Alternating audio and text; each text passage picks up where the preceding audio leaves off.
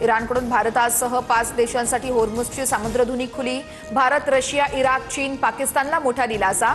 इराणचे परराष्ट्र मंत्री अब्बास राघची यांची माहिती।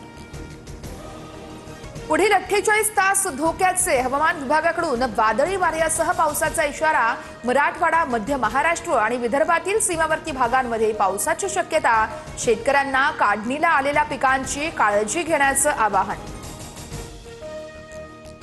महसूल विभागातील 15 अधिकाऱ्यांना सक्तीच्या रजेवर पाठवलं। राज्य सरकारची मोठी कारवाई। महसूल अधिनियम कायद्यातील 155 कलमचा गैरवापर करून फेरफार केल्याचा ठपका। पुण्यातील 11 अधिकाऱ्यांचा यामध्ये समावेश। परळ टीटी पुलाच्या कामाच्या ठिकाणी गुजराती आणि इंग्रजी भाषेतील फलक। वादानंतर फलक हटवण्यात आले। टीटी उड्डाण पुलाची एक मार्गिका 3 महिन्यांसाठी बंद राहणार अशी फलकावरती सूचना। जुहू विमानतळाचे रडार गोराईमध्ये हलवण्याचा निर्णय। फनेल झोनमधील इमारतींच्या पुनर्विकासाचा मार्ग मोकळा।